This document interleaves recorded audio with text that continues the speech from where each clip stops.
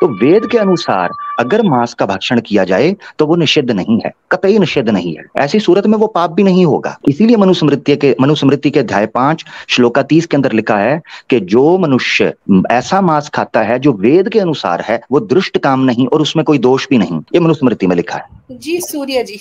जी मेरी आवाज आ रही है? जी आ रही है जी। सर जी कैसे हैं? आमिर भाई कैसे हो? बिल्कुल ठीक हूँ सूर्या भाई, आप सुनाएं। तो मेरा क्वेश्चन क्या, जो भी मतलब मेरा जो कमेंट है टॉपिक के ऊपर ये, तो मुझे लगता है कि हिंदुइज्म बेटर है इस्लाम से इन माय पर्सपेक्टिव। सपोज कि मतलब जैसे जो हिंदुइज्म है वो कर्म के बेस पे काम करता है, और जो आपका इस्लाम है वो एक बिलीव के ऊपर काम करता है कि मैंने 5 नमाज पढ़ ली, मैंने अल्लाह को याद किया, और आपके जो पूजा के जो भी विधि विधान है आप उसको फॉलो करते हो और आप सोचते हो कि आपको अच्छी आखिरत मिलेगी।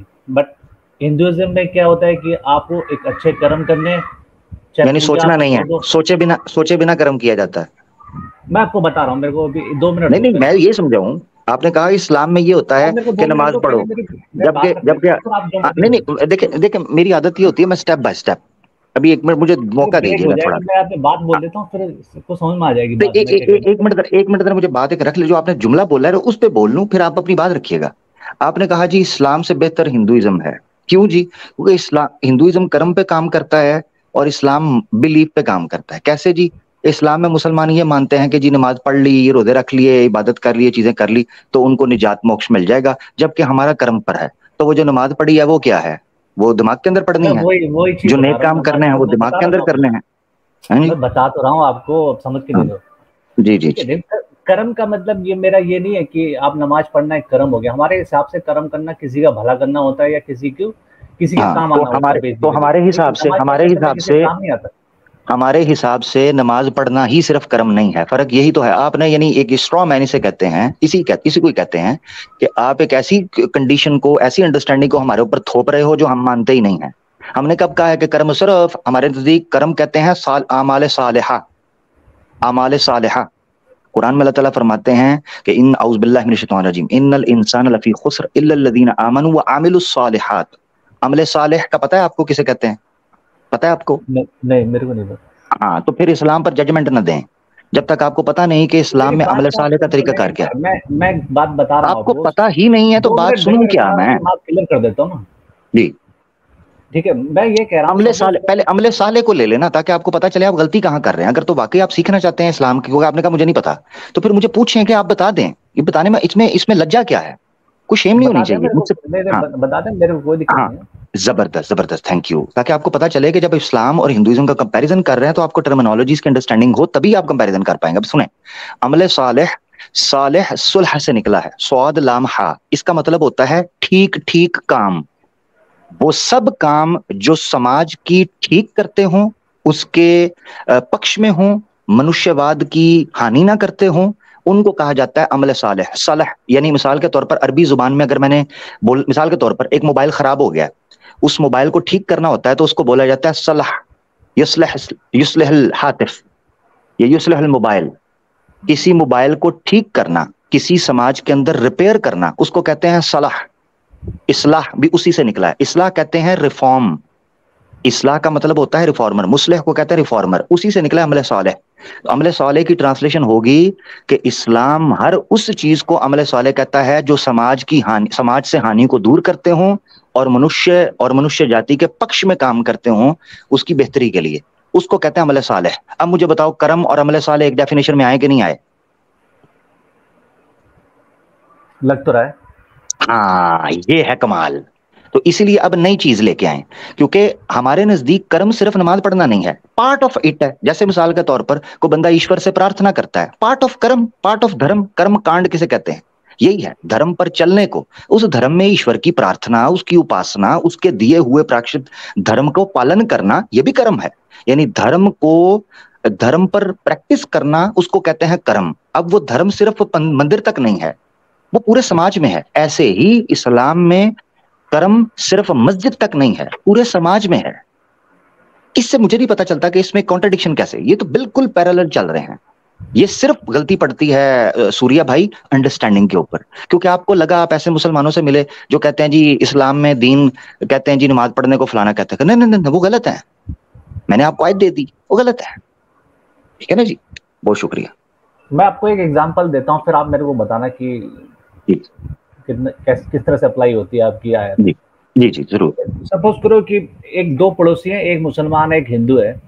एक मुसलमान भाई है, वो अपने सारे जितने भी इस्लाम के अच्छे चीजें बताई गई कि ये फॉलो करोगे तो आप जन्नत जाओगे, वो करता है। और उसका काम क्या है, बेसिकली वो रोज बकरे काटता है, और कसाई है, वो काट काट के जो भी जितने भी एनिमल आपके हलाल हैं वो काटता है, बेचता है, काटता है, बेचता है, ठीक है। और वो अपने सारे जितने भी उसके अच्छे वो मतलब अमाल है वो पूरे कर रहा है इस्लाम के तौर से, और उसे पता है कि भाई वो तो जन्नत जाएगा। दूसरी तरफ हिंदू है, वो जितने भी जानवर उसके बीमार पड़ते हैं वो उसको डॉक्टर की तरह ठीक करता है, उसका इलाज करता है, वो उसका पेशा है। एक कसाई है और एक एक डॉक्टर है उसी जानवरों का, ठीक है। बट वो हिंदू है, बट वो अपने पूजा अपनी अपनी विधि विधान से करता है, वो अपना शिरक करता है, जो भी मर्जी करता है वो अपने हिसाब से करता है। दोनों मर गए एक दिन। एक गया जन्नत मुसलमान, उसको तो वो बकरे काटे, बेचे, खाए, मारा पीटा, सब कुछ किया, और वो पहुंच गया जन्नत। एक उन्हीं बकरों को ठीक कर रहा है सुबह शाम, उनका इलाज करके अपना पेशे से काम कर रहा है, वो पहुंच गया क्या कहते हैं आप में, नरक। तो ये बात मुझे समझ में नहीं आती इस्लाम में ये हाँ किस मैं तरह से। समझाता हूँ। अब मैं एक उदाहरण मैं देता हूँ, एक उदाहरण आपने दिया ना, अब जो मैं जी जी उदाहरण दूंगा वो आपके इस उदाहरण का उत्तर भी होगा और आपसे एक प्रश्न भी होगा, ठीक है ना। यही दो मुसलमान हैं, वो जो बकरे काट रहा है सारा कर रहा है, ठीक है, वो मनुस्मृति के अध्याय 5 के अनुसार मोक्ष पा ही नहीं सकता, मगर वही सनातनी जो है वो धर्म का पालन कर रहा है, उसको मोक्ष मिल गया। ये भी पक्षपात है, जबकि वो अच्छे काम कर रहा है। सिर्फ अंतर क्या है कि आप वो बकरे काट रहा है, मगर यहां इस्लाम के अंदर अंतर क्या है कि आप शिरक कर रहे हैं। तो फिर बैलेंस तो फिर वही हो गया। आपके उदाहरण के मुताबिक, एक विचारधारा के मुताबिक मुसलमान इस्लाम के मुताबिक स्वर्ग में जा रहा है, और जो हिंदू है वो नरक में जा रहा है। मगर जब मैं हिंदुइज्म की सनातन धर्म की विचारधारा देखता हूं, तो मनुस्मृति 5वें अध्याय के मुताबिक उसको नरक मोक्ष मिलता नहीं है, वो नरक में सड़ता है, बल्कि जीवन मरण और मृत्यु और जीवन के चक्कर काल में फंस कर रह जाता है। कौन? मुसलमान। सिर्फ किस लिए कि बकरा काट दिया। मगर वही हिंदू वो मोक्ष पा लेता है। तो तो बकरा पक्षपात तो फिर काटना भी हो गलत गया। बात, काटना तो काटना गलत बात हुई ना। हाँ, तो इसी तरह इस्लाम में मूर्ति पूजा करना गलत बात है, तो गलत दोनों में बराबर हो गया। हाँ, अब यही मैं तो आपको फर्क एक नहीं चीज कर समझाता हूँ। यही तो फर्क नहीं कर पा रहे। जो चीज गलत है उसको आप गलत जो नहीं बोल रहे हो, जो चीज का कोई मैटर नहीं जो करता चीज वो एग्जैक्टली कैसे exactly, गलत। तो जो चीज गलत है आप भी उसको गलत नहीं बोल रहे, जबकि आपके धर्म में भी मूर्ति पूजा को निषिद्ध किया गया है। अब मेरी बात सुना जरा, एक चीज याद रखें जो मैं आपको बताना चाहता हूँ, वो ये है, स्वामी विवेकानंद जो इतने बड़े स्कॉलर गुजरे हैं, और इस वक्त ये जो सब कॉन्टिनेंट है इसके अंदर सनातन धर्म को रिवाइव करने में पॉलिटिकल लेवल पर, सोशल लेवल पर उनका बहुत बड़ा काम है। गोरों ने भी स्वामी विवेकानंद को माना है। वेस्ट के अंदर से जो बड़े बड़े ओरिएंटलिस्ट थे, जो संस्कृत मैक्स म्यूलर टाइप, ये वो बड़े बड़े, वो सब स्वामी विवेकानंद की इसका सम्मान किया करते थे। वो बंदे अपने complete works of Swami Vivekananda में लिखते हैं कि प्राचीन काल में भारत में मांस भक्षण किया जाता था। वाल्मीकि रामायण में लिखा हुआ है, जो कि जे एल शास्त्री की छपी हुई है, बीजेपी की ऑफिशियल वेबसाइट पर पड़ी है। उसका अनुवाद करते हुए लिखते हैं कि श्री राम और श्री लक्ष्मण जी जब माता सीता के साथ वनवास में निकले थे, तो जंगल में हिरण का शिकार कर कर उसको खाया करते थे। इससे पता चलता है कि मांस का भक्षण इवन मनुस्मृति के अध्याय 5 के अंदर, और श्लोका पढ़ लें आप 30 से 37, यानी 7 श्लोका पढ़ेंगे, उसमें जो मांस भक्षण आदि हैं उनका प्रमाण मिलता है, और जो अभेक्ष हैं जिनको नहीं खाना उनका प्रमाण मिलता है। तो वेद के अनुसार अगर मांस का भक्षण किया जाए तो वो निषिद्ध नहीं है, कतई निषिद्ध नहीं है। ऐसी सूरत में वो पाप भी नहीं होगा। इसीलिए मनुस्मृति के अध्याय 5 श्लोका 30 के अंदर लिखा है कि जो मनुष्य ऐसा मांस खाता है जो वेद के अनुसार है, वो दुष्ट काम नहीं और उसमें कोई दोष भी नहीं। ये मनुस्मृति में लिखा है, ठीक है। अब मेरा कहने का मकसद ये है, हिंदुओं ने मूर्ति पूजा को बहुत फरोग दे दिया, जो कि वेद से बिल्कुल निषिद्ध थी। अच्छा, वेद में उसका दूर दूर से कोई ताल्लुक नहीं, और उससे हटकर एक ऐसी चीजों को अपना लिया और उनको धर्म मानना शुरू कर दिया कि जी हम वेजिटेरियन हैं। जबकि अभी भी हिंदुओं के अंदर मांस साउथ इंडिया के अंदर मांस खाया जाता है, हिंदू खाते हैं। क्या उनको मोक्ष मिलेगा?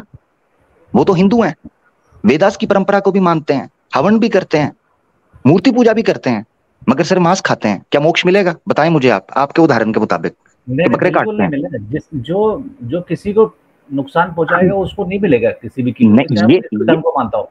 ये आपको साबित करना है शास्त्रों से कि जो धर्म शास्त्रों के अनुसार दिए गए ऑप्शंस दिए गए हैं कि जिसका मांस आप भोजन कर सकते हैं, जिस मांस को, उसका निषेध कहीं से आप साबित करें। ये है मोस्ट इंपॉर्टेंट थिंग। वो आपको कहीं से भी नहीं मिलती। जैसे मैंने स्वामी साहब का जिक्र किया, वाल्मीकि रामायण का जिक्र किया, इस तरह बहुत सी आपको मिसालें मिल जाएंगी। तो ये है मिसाल के तौर पर, अभी मैं फोन से हूं, इवन यजुर्वेद का पूरा अध्याय स्वामी शंकराचार्य जी राम जी जो हैं उनका किया हुआ अनुवाद, वो उसके यानी उस अध्याय के मुकदमे के अंदर उसकी भूमिका लिखते हैं, और लिखते हुए उसका क्रक्स निकाल कर कहते हैं कि इन इन जानवरों को जिन जिन देवताओं के लिए खास किया गया है उनके आगे बलि दी जाती थी और उनके लिए रखा जाता था।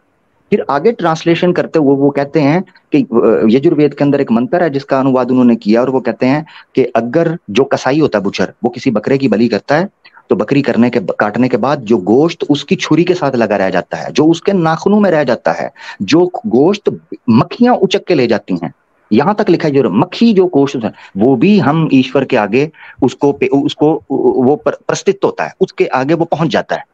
तो अगर किसी जानवर को हानि पहुंचाना अधर्म होता या पाप होता तो वेदास में इस तरह के प्रमाण आपको क्यों कर नजर आ रहे हैं? मेरी समझ में नहीं आता। ये चीज है जिसमें एग्जैजुरेशन कर ली सनातन धर्म ने। मैंने जो आपने उदाहरण रखा उसी उदाहरण को सामने रखते हुए उसका क्रिटिकल एनालिसिस कर लिया। इस इस्लाम धर्म के मुताबिक अगर मूर्ति पूजक स्वर्ग में नहीं नर्क में जाएगा, तो आप तो मूर्ति पूजा आपके यहाँ तो कोई नहीं, आप सिर्फ एक बकरा काटने के ऊपर, जिसकी आपके धर्म ने भी इजाजत दी हुई है, आप कहते हो जी उसको मोक्ष नहीं मिलेगा। इवन आपने खुद कह दिया कि सनातनी को भी नहीं मिलेगा क्योंकि उसने हानि पहुंचाई किसी जीव को, जबकि सनातन धर्म के अंदर अलाउ है। अगर ना होता, मैं आपको बता, मिसाल के तौर पर मुसलमान तो सनातन धर्म को नहीं समझ सकता। आपके बकौल भी और कई लोग हिंदू जो इस वक्त सुन रहे होंगे वो कहेंगे मुसलमानों को सनातन धर्म की क्या समझ आएगी, संस्कृत में है, बड़ी ठेठ कठिनाई है, उसका अनुवाद तो बड़े बड़े ऋषि मुनियों ने किया है जाकर, उन्होंने समझा। ठीक है, कोई बात नहीं, मगर उन सनातनियों की संख्या का क्या करना है जो हिंदुस्तान में रहते, संस्कृत पढ़ते, मंदिरों में भजन करते और उसका हिंदी अनुवाद करते और उस परंपरा को मानते और उसके बाद भी मांस भक्षण करते हैं, मांस खाते हैं, उनका क्या करना है? उनको क्या सनातन धर्म समझ नहीं आया? नहीं, जो खाएगा वो अपने बेस पे खाएगा ना। हमारे ग्रंथों में तो नहीं लिखा है, इतनी तो गारंटी है। चाहे भाई आप दिखा सकते हो तो दिखा दो। नहीं, मैंने आपको हमारे हिसाब से जो ग्रंथ हमें बताए गए, हमारे हिसाब से श्री राम ने खाएंगे ना, ये बात आप कह दोगे तो मतलब लोग नहीं, मैं आपको बताता हूँ। मनुस्मृति आपके पास है? मैंने कोई किताब नहीं पढ़ी, मैं सच बता रहा हूँ। मैंने आज तक कोई हाँ, सूर्या भाई देखें सूर्या भाई, कितनी अनफॉर्चुनेट बात है कि इस्लाम की टर्म्स के बारे में भी आप, नो प्रॉब्लम, इस्लाम का तो चलो बेनिफिट ऑफ डाउट है क्योंकि आप इस्लाम धर्म में थे नहीं, तो मैं आपको जस्टिफिकेशन देता हूँ कि नो प्रॉब्लम। कितनी अनफेयर बात है कि इस्लाम की टर्म्स का तो चलो आपको नहीं पता, आपने सनातन धर्म का भी शास्त्र नहीं पढ़ा सूर्या भाई, उसके बाद कैसे जजमेंट दोगे, कैसे एनालिसिस करोगे कि सनातन धर्म बेहतर है? खुद सोचो, अपनी बुद्धि को रखो। आप खुद कहते हो ना सनातन धर्म के अंदर तर्क इस्तेमाल करना जो है ना वो अप्रिशिएट किया गया है और कुतर्क से मना किया गया है। आप खुद सोचो कि कुतर्क और तर्क की किस नींव के ऊपर आप खड़े हो जब आपने शास्त्र नहीं पढ़ा। मनुस्मृति में आपको कह रहा हूं, लिख लो, अभी पॉइंट है, मनुस्मृति अध्याय 5 श्लोका 30 से लेकर 37 पढ़ लें। इस रेफरेंस पे भी मेरा एक कहना ये है, ये जितनी भी किताबें हैं लिखी तो इंसानों ने लिखी है ना करिए, उसके पीछे कोई ना कोई राइटर तो मिलेगा, चाहे वो कहीं का कहीं भी किसी भगवान ने खुद नहीं लिखी है इस किताब। सूर्या भाई जो कंपैरिजन आप कर रहे हैं, आप भी तो मनुष्य हैं, या कह दें आप ईश्वर हैं, परमात्मा है, तो फिर आपकी बुद्धि को क्यों मानूं मैं? कमाल करते हैं सूर्या भाई, ऐसे तो सोसाइटी कोलैप्स कर जाएगी। मनुष्य लिखते हैं, उन पर विश्वास किया जाता है। हाँ, जब तक कि ऐसा प्रमाण ना आ जाए कि वो किसी ऐसी ऑथेंटिक चीज के विरुद्ध जा रहे हैं जो स्टैब्लिश हो चुकी हुई है, that's the only way we can escape from this. मगर मसला ये है कि जब आप ये कहते हैं कि वो भी तो किसी मनुष्य ने लिखी है, तो सूर्या भाई आप भी केवल एक व्यक्ति और मनुष्य ही हैं, साधारण, आप देवता नहीं हैं, ना आप ईश्वर हैं। तो फिर आपकी बुद्धि और आपके तर्क को क्यों मैं सब मान दूं? मैं तो फॉर्मूला सेट कर दिया ना आपके सामने। नहीं, कोई बात अगर कोई गलत लिख देगा, चाहे वो कितना बड़ा भी विद्वान हो, चाहे कुछ भी हो, तो उसकी बात हम कैसे मान लें? सूर्या भाई गलत तो मैं बिल्कुल आपके साथ हूं, अगर कोई गलत लिखेगा उसको नहीं मानना चाहिए, मैं आपसे सहमत हूं, मगर गलत को गलत साबित तो करना होगा ना। अब आप सूर्या भाई आपने पढ़ा तो नहीं, आप खुद मान रहे हो, मगर किसी शास्त्र को गलत कहने के लिए स्वयं आपके पास ज्ञान तो होना चाहिए। आप खुद अज्ञानी हैं, उस शास्त्र के बारे में या उस प्रमाण के बारे में, मगर आप क्लेम कर रहे हैं कि जी वो गलत है। भाई गलत कहने, मैं मिसाल के तौर पर सनातन धर्म को गलत कहूंगा तो आप कहेंगे अरे भाई तुम कौन होते हो गलत कहने वाले, कभी पढ़ा है? मैं कहूँ नहीं तो आप कहेंगे मूर्ख, तुझसे कोई है ही नहीं, ये सनातन धर्म पढ़ा तो नहीं मगर चल पड़ा है गलत कहने के लिए। अफसोस की बात तो ये है कि आपने खुद भी सनातन धर्म नहीं पढ़ा मगर गलत कहने में जोर दे रहे हैं। आप मनुस्मृति पढ़िए, किसी बुनियाद पर उसको गलत कहिए, क्या वो वेद से विरुद्ध जा रहा है? मिसाल के तौर पर गौतमा, ऋषि गौतमा ने धर्मसूत्र लिखा है, और धर्मसूत्र के दूसरे अध्याय में वो इस चीज का प्रमाण पेश करते हैं कि अगर श्रुतिज और स्मृतिज आपस में विरुद्ध जा रही हों तो हम श्रुतिज को प्रमाण मानेंगे और उसको धर्म मानेंगे। आप दिखा दें कि मनुस्मृति का ये प्रमाण, क्योंकि वो स्मृति है, श्रुति से कहीं विरुद्ध जाता हो, और जाना स्पेसिफिक चाहिए। मिसाल के तौर पर मेरी कई सनातनियों से बात हुई, वो मांस भाक्षण के ऊपर इसको हिंसा इस प्रकार कह रहे होते हैं कि उपनिषद के अंदर किसी जगह पर ये लिखा होगा। मिसाल के तौर पर मैं चलें मांस खाने के हवाले से उपनिषद का हवाला दे देता हूँ। उपनिषद तो श्रुतिज की कैटेगरी के अंदर समझा जाता है एक प्रकार से उपनिषद। अब कौन सी उपनिषद है? बृहद आर्यन का उपनिषद है, ठीक है, और उसका चौथा अध्याय है, छठा अध्याय है, चौथा ब्राह्मण है, और 18वां और 19वां मंत्र है, उसका श्लोक है, वो आप देखें। उसमें लिखते हैं, और मैं ट्रांसलेशन जिसकी पेश कर रहा हूं वो राय बहादुर जालम सिंह हैं। अगर कहीं, मैं इस वक्त मोबाइल से बात कर रहा हूं, अगर आप कहेंगे तो मैं लैपटॉप से आपके साथ स्क्रीन शेयर कर दूंगा। वो लिखते हैं कि जिस व्यक्ति की इच्छा हो कि उनका पुत्र भाषण आदि चारों वेदों का ज्ञानी, शक्तिमान टाइप का आदमी हो, सुपर हीरो बने, और जिस सभा में बैठे केवल जीत ही उसका मुकद्दर बने, सुल्तानों का सुल्तान हो, तो उसको चाहिए कि पति पत्नी मिलकर बाथ में, चावलों में बैल का मांस अच्छे से पकाकर खावें।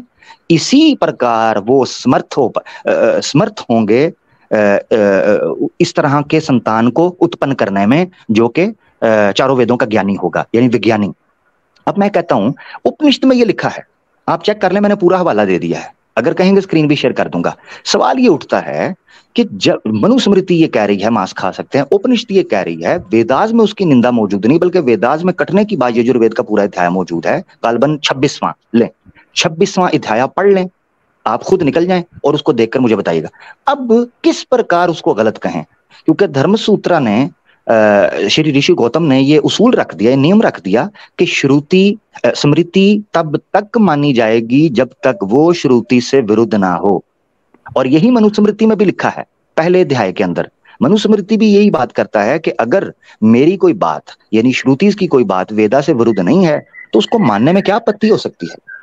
धर्म आपका नाम तो नहीं होगा ना, या तो आप कह दें कि मैं स्वाधर्मा, हमारे पास एक भाई आया था वो कहता मैं स्वाधर्मा लेकर चलता हूं, तो स्वाधर्मा भी एक व्यक्ति का ही है ना, मनुष्य का है, हम क्यों उसको सिद्ध माने?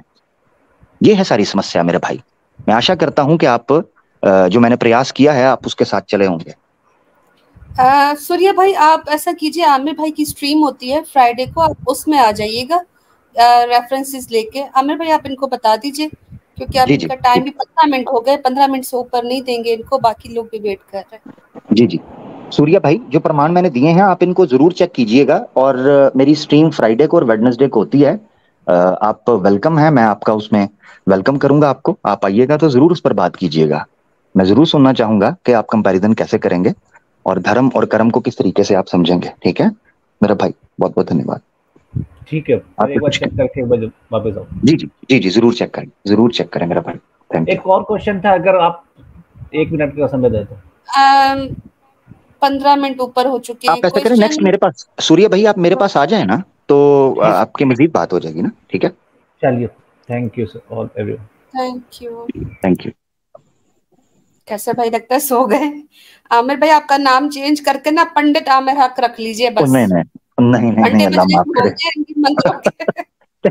नहीं वो बड़े सिंसियर भाई थे। असल में कंपैरिजन करने के लिए आपको दोनों चीजों की समझ बूझ बड़ी जरूरी है। अब वो सनातन धर्म के कर्म को तो कर्म मान रहे हैं, मगर हमारे कर्म की डेफिनेशन ही उनको नहीं पता। कोई भी मुसलमान अगर ये आपको पेश करता है कि अमल सालेह या आमाल सालेहा सिर्फ उन चीजों को कहा जाता है, ये इबादत, नमाज, रोजा, ये वो, उसको नहीं पता, उसको पता ही नहीं है कि आमाल सालेहा है क्या। अल्लाह के रसूल ने फरमाया है हदीस है, ला तहकिरन्ना मिनल मारूफी शैआ वलौ अन तल्का अखाका बिवजहिन तल्किन। नेकी में यानी पाप पुण्य के कर्म में से किसी कर्म को भी हीन मत जानो, यानी छोटा मत समझो, चाहे तुम्हें अपने किसी भाई की तरफ मुस्कुरा कर ही क्यों ना देखना हो।